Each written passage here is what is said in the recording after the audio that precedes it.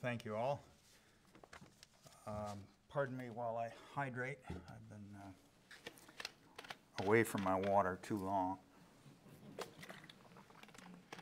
It's nice to see that in spite of global warming, there is still a contrast in the weather between New Hampshire and Virginia. Last Wednesday morning, I awoke to find the thermometer at 5 degrees below zero, and the next day I left with 2 feet of snow still in my field, and I'm told most of it's still there. And this morning I woke up to regret that winter beater that I drove down here doesn't have any air conditioning. I have never attended a banner lecture before, so I asked Nelson what the dress code ought to be and whether I ought to wear a tie, which I don't like to do. And his response was, "Bill, it won't kill you to wear a tie." Maybe it won't kill me, but I have to say it does hurt a little bit.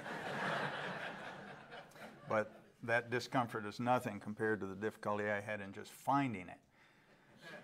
And then this morning trying to figure out how to tie it. I've concluded that wearing a tie is not a fashion statement, it's a career. But I should get to the alleged subject of my last book. I say alleged because in spite of the title, Abraham Lincoln is not the principal subject of the book. Instead, it's more about the rush to war, the way the war was prosecuted once it began, the sorts of people who participated in it, and why they might have done so. Ultimately, I'm responsible for any misunderstanding about the subject because of the title, obviously, but also because of the preface I provided, in which I followed my editor's good advice, I think, to focus on Lincoln, because even though he wasn't the most prevalent character in the book, he was certainly the most prominent. But the preface notwithstanding, there are a number of other aspects about the book that I think are as important as an examination of presidential performance. One in particular may be even more important, and that is the degree to which mercenary motivation may have rivaled national pride or any other inspiration for men who enlisted in the Union Army. I chose the title that I did specifically because it seemed to be the most succinct way of explaining what I was writing about, Mr. Lincoln's War, the Civil War, and Mr. Lincoln going to war, the beginning of the war. Nonetheless, there was a murmur of dissent from the marketing department, I suspect from someone under the age of 30 in the marketing department, who thought that the book needed a subtitle. And as much as I disagreed, I'm a very cooperative sort, so I came up with a subtitle, but the only thing I could think of was Mr. Lincoln Goes to War, the Civil War, you idiot.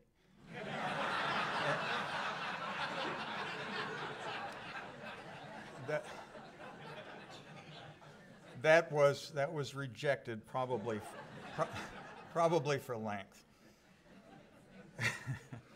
Focusing so exclusively on Lincoln in the preface, though, did avail me of a benefit that I never anticipated. It made it much easier, and I'm giving away the secret now, but it made it much easier to distinguish between reviewers who actually read the book and those who are satisfied to review the preface. And it's all right to give away the secret now because I think I have a good example of the latter variety. And I bring it up because you may be personally aware of it. If you belong to your state's historical society, and I think everyone should, then you may have seen in the Virginia Magazine of History and Biography Stephen Ramold's review of very thorough, if somewhat hostile review of my preface. If he even skimmed beyond that, I didn't find a lot of evidence in it in the review. But he implied as much when he dismissed the rest of the book in a sentence or two that suggested that he had read it, but I'm not particularly convinced because he missed what I consider the most important part of the book, that provocative topic of mercenary motivation. I didn't mention it in the preface, it's only sprinkled through the text, so only someone who actually read the book would have picked up on it. And that review will come up again later, partly because you may be familiar with it, but partly also because I think it offers some of the handiest examples of the fallacious reasoning of those who advocate thinking inside the box, if I can reverse that aggravating cliche. In putting this book together, I tried more than ever before to put myself in the shoes of the participants on both sides. I've been obsessed with the Civil War since I was a toddler, but I've never actually taken sides. As Nelson mentioned, I was born in Virginia. I lived in the South my first few years, but I was raised principally in New Hampshire by a Yankee father and by a mother who spent most of her life wishing that she could come back to the South. I've written books about New Hampshire military units and about a Virginia community, I have a biography of a Union general and a history of a Confederate prison.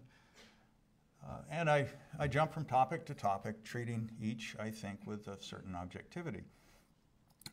And my critical characterization by others changes with the most recent topic that I've treated. When I found Confederate officials innocent of deliberate attrition and cruelty toward Union prisoners, then I was castigated in the North as a Confederate apologist. And yet when I ridiculed Confederate patriotism in general and in the retreat to Appomattox in particular, then I was a carping Yankee iconoclast. And especially when I found fault with Robert E. Lee for flaws and failures that I don't think he's ever been really held to account for. Now that I've questioned whether peaceful secession would have been worse than a devastating civil war, and merely questioned it, mind you, now I'm deemed in some quarters a neo-Confederate. So all things considered, I think I have pretty fair credentials for objectivity. We need only to think of the most divisive political epochs of our respective generations to understand that those historical episodes seldom accord us a handy political bifurcation. There are usually so many political factions involved that no single majority opinion arises. Maybe a plurality, certainly, but often not a majority.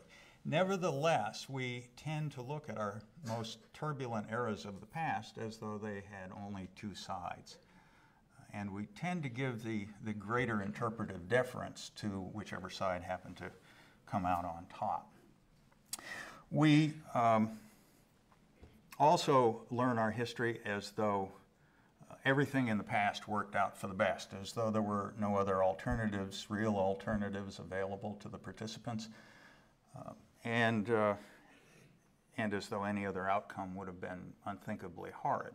But again, by looking back to our own day, we can understand that at every historical juncture, there are alternative courses of action available. And it's almost impossible to argue that things always work out for the best. Now, on the subject of alternatives, for instance, did Lincoln's oath to defend and protect the Constitution require him to force reluctant states to remain in the Union? It seems that he did considerable damage to the Constitution himself by way of obnoxious precedents in the course of resisting an action by the southern states that was not specifically prohibited by the Constitution.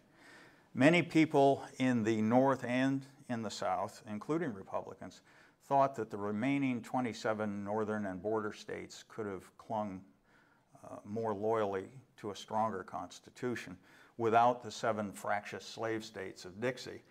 And the history of executive branch excesses that really begins with Lincoln's assumption of war powers would suggest that there may be some substance to that argument.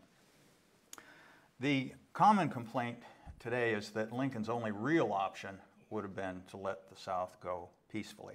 I dispute that. I think he had some other short-term options, even within the context of his own terms. But let's assume that he had no other real options and that he had to let the South go. or fight a war. Well, then it's supposed that further secessions would have balkanized the entire continent, or at least our portion of it. Even if that had happened, though, we have to ask ourselves, so what? The gradual concentration of authority and power is historically the mortal enemy of democratic republics.